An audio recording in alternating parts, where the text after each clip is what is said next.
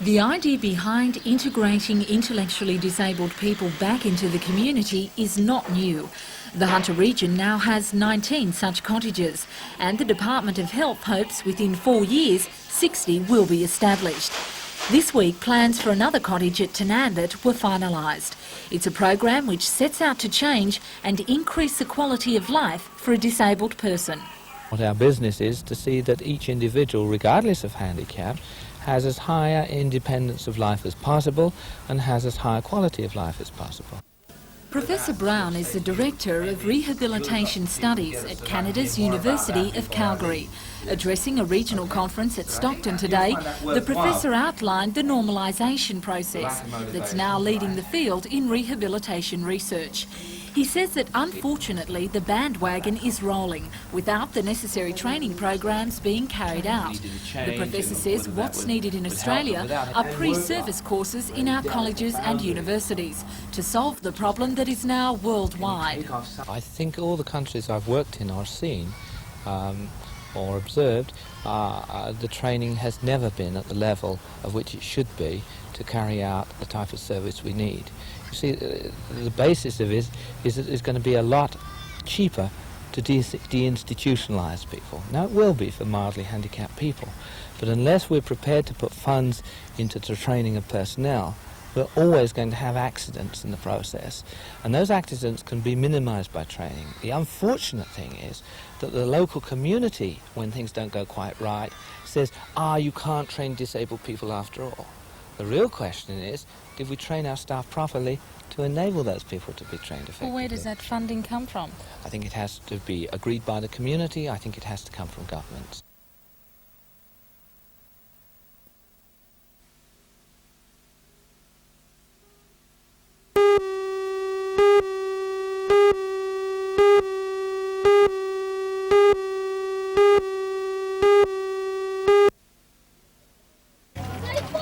Toronto High School Year 7 students were put through their paces at the Adamstown Driver Training Range today. The activity was organised as a part of their compulsory bicycle education program. Students were tested for their knowledge of and compliance with road rules over a signposted course. In 1977, the Hunter was chosen as the pilot development area for a state government program of bringing bicycle safety into schools. The Department of Education says most of the schools in the region now include some form of bicycle safety in their curriculum, although not all as intensely as Toronto. Ken Close, the bicycle safety consultant for the department, says that whilst the parents of primary-age children seem to have the message, many are still ignoring the danger facing the young teens group. A lot of people consider younger children to be mainly at risk from bicycle crashes. The statistics show that it's mainly the 10 to 14-year-olds who are at risk. Why are these older ones at more risk than the younger ones? They probably travel further. Once they get to high school, they tend to have friends who live in other suburbs. We find that high school students tend to make longer journeys. Often they're travelling at unsafe times of the day too. And his advice to parents who would like to see such programs in their children's schools? Well, people who have recognised the need for bicycle education for their children probably should approach the school principal and discuss what the school can do to help their children be safer road users.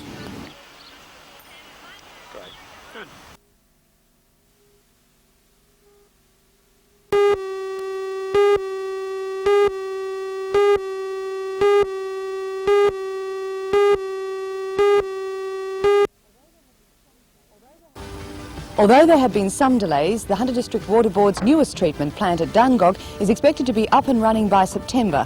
When fully operational, it will treat 100 megalitres of water a day. Join Ray Deneen and Anna Manzoni for all the news tonight at 6.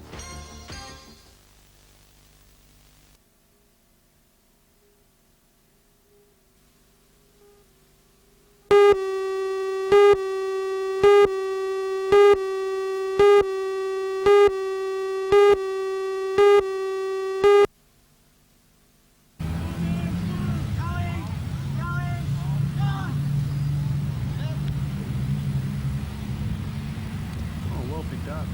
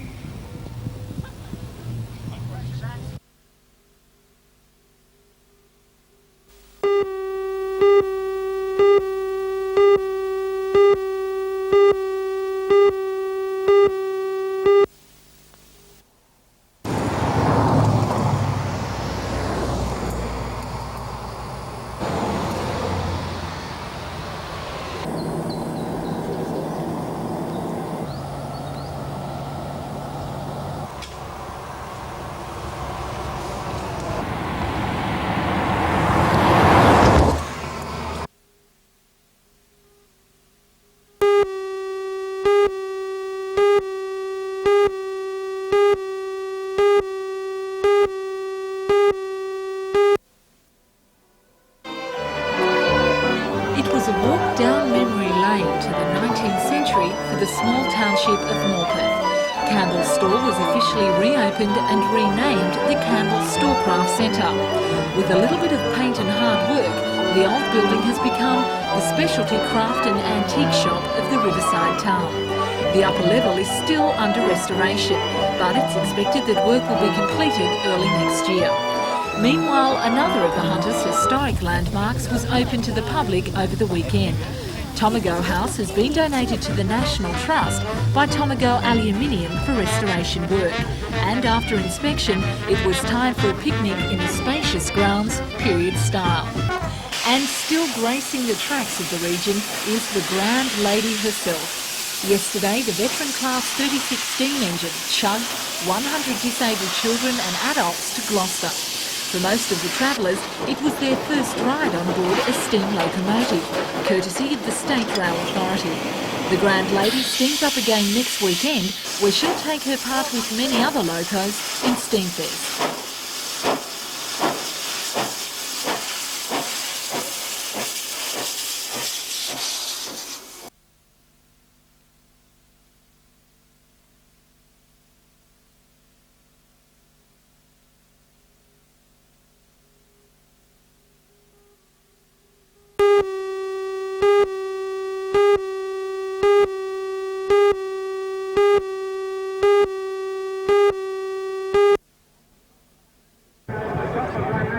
On the harbour foreshores yesterday, the cheerleaders danced, the sun sparkled, and at any time, up to 100 rowers churned water in a flurry of spray.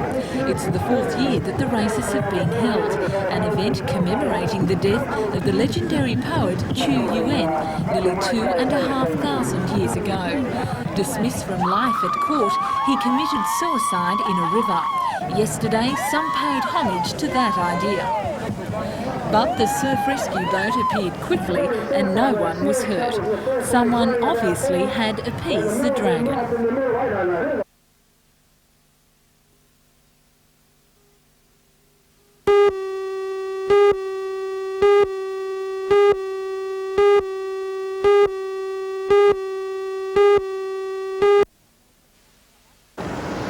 An accident on Nelson Bay Road at Fullerton Cove, just north of Newcastle, claimed the life of a man yesterday. Police say 33-year-old Nigel Carroll of Gorican was a passenger in this Falcon which blew a front tyre. The vehicle swerved onto the wrong side of Nelson Bay Road and clipped a trailer before rolling several times. A motorist had a lucky escape from serious injury today in a two-car collision on Glebe Road in Newcastle. Rescue squads worked for some time to free him from his car. Fortunately, his injuries were not severe. Newcastle police are concerned by the rise in the number of accidents, but are focusing their investigations on two hit-and-run incidents over the weekend which claimed 2 lives. 68-year-old Ethel Armstrong of Macquarie Street, Mayfield, died after she was struck by a car in Baker Street, Mayfield about 7 o'clock last night. Eyewitnesses say the vehicle was travelling at high speed. Police later found this burnt-out 1972 Holden sedan in Adrian Street, about a kilometre from the scene. The owner of the vehicle has been interviewed, and we have established two male persons that we think were driving the vehicle at the time. One is aged 20 years of age, and the other one is 17. And the police are very anxious to interview those people. Police are also investigating a hit-and-run at Failford near Nabiac sometime between 7 p.m. Friday and 6:30 Saturday morning. 42-year-old Neil Robert Tipper was walking along the highway after his car broke down. He was struck by a vehicle. His body was found by a passing motorist. The car was later found abandoned at Stockton. The maroon Holden had been stolen from Cooks Hill on Friday.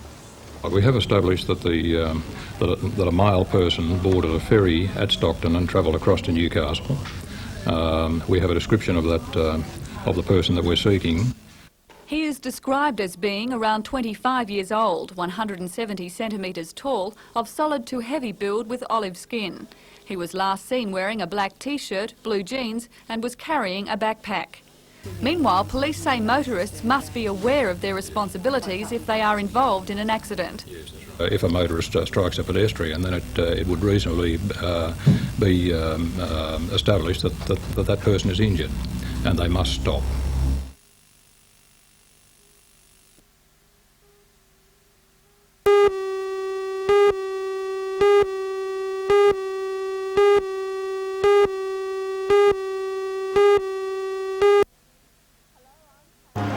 Hello, I'm Karen Lemming. Historic St Ethel's Primary School at Nathan closed today after a 3-year struggle by parents to keep it open. But while the school is now officially out of bounds, some parents kept their children here, conducting lessons on the veranda and supervising the children themselves. For all the news, Join us tonight at 6.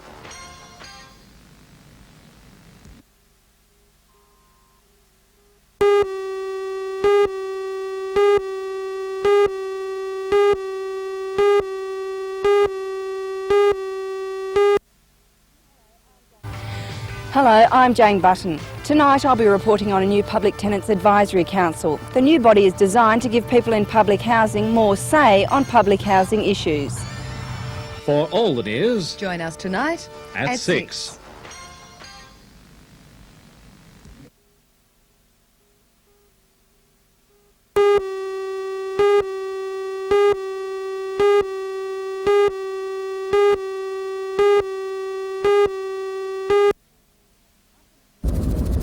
Companies and consortiums had until 2 p.m. today to register their interest in the State dockyard.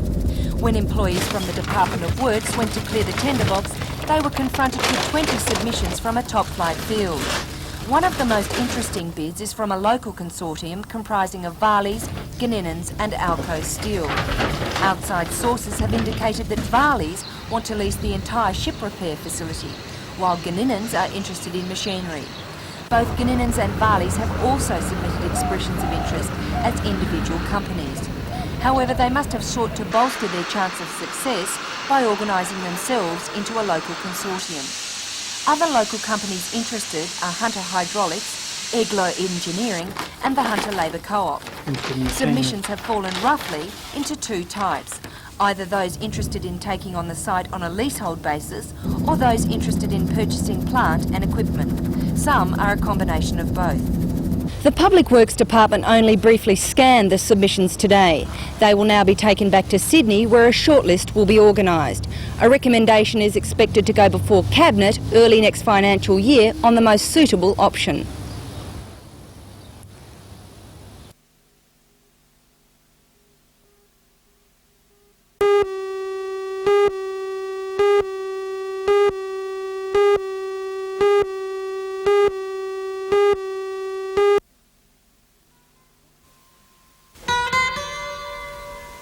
Celebrating the history of Australian handwork is a colourful exhibition in the Heritage Centre Gallery. Decorating the walls are 18 antique quilts, painstakingly stitched by both American and Australian craftswomen. Some of the patchwork designs date back to the late 1800s. As well as their practical purpose, they provide an historical record of the textiles used in some clothing and household furnishings. Also on display are Australian colonial furniture pieces by local craftsman Peter Gibb.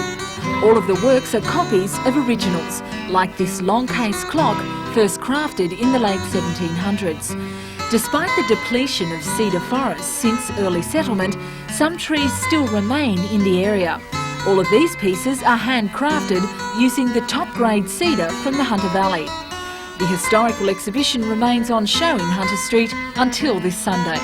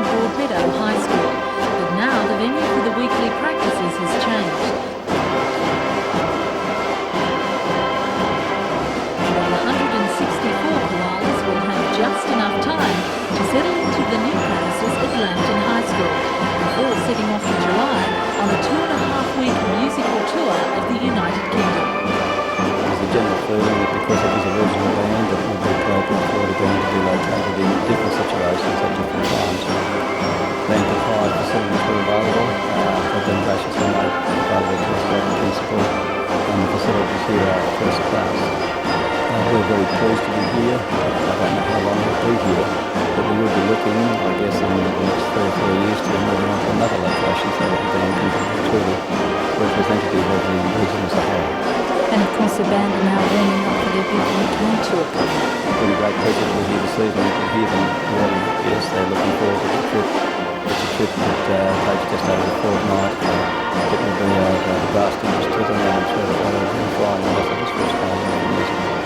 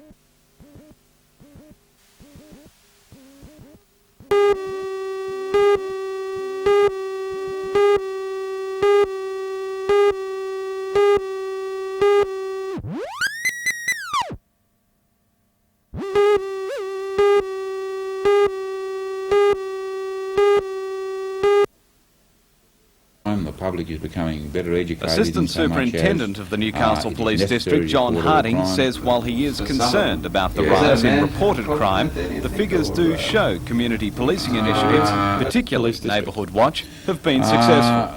The main reason that we believe the figures show an increase is that nowadays more people are reporting crime. The public is becoming better educated in so much as it is necessary to report all crimes. We believe in the past that there were crimes occurring that were never ever reported to the police. With the advent of Neighbourhood Watch, people are becoming more informed of police resources and how they can better assist the police. Therefore, we're getting a larger degree of crime reported than we did in the past, but we're unable to say at what percentage was not reported in the past. There is a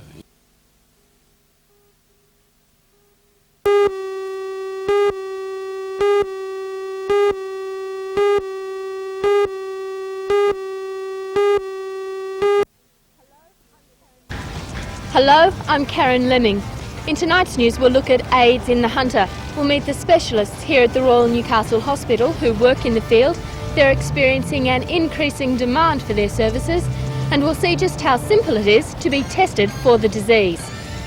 For all the news, Join us tonight at 6.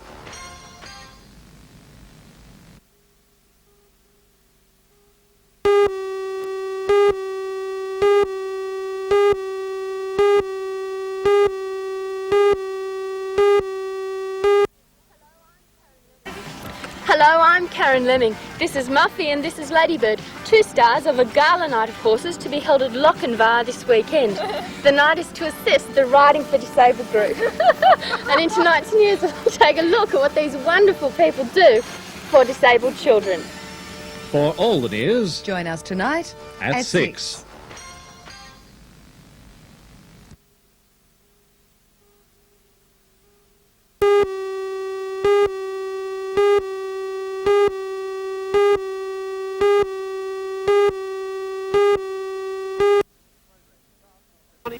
The program starts at 7:30 p.m. and includes solo and sidecar racing, Formula 500s, UFO sprints, modified hot rods and stock cars. Chasing him in Two of the second highlights place. of the night will be the Pine big coming pre-Easter through on the fireworks inside show of, and the Johnson Super moves Sedan up to Firecracker third, Classic. and Maunders trying Canberra to driver chase Peter him through. Bing is So tipped we've as got one a to pretty watch good in this race, battle on our with some hands fine up driving front over the with last Jones. few months in his Pine Mazda coming in RX-7. underneath Stu He should, Robertson however, very have plenty nicely. of competition Robertson from the likes of slams into local the back talent end of Stu Jones. Robertson and Pine current coming state through on the champion inside John of both Pine. of them.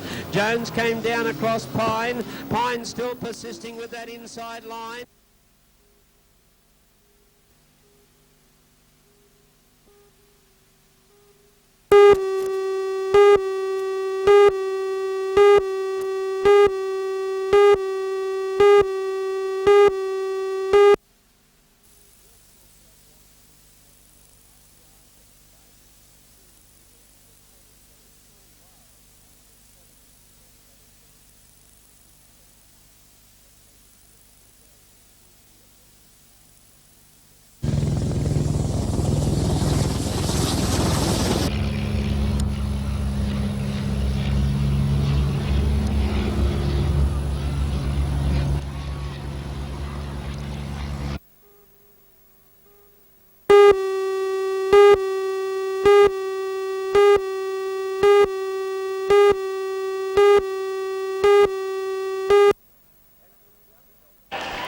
And it was the underdogs, the Supersonics, that won and proved we are headed for a top year in the NBL with very little between most of the sides.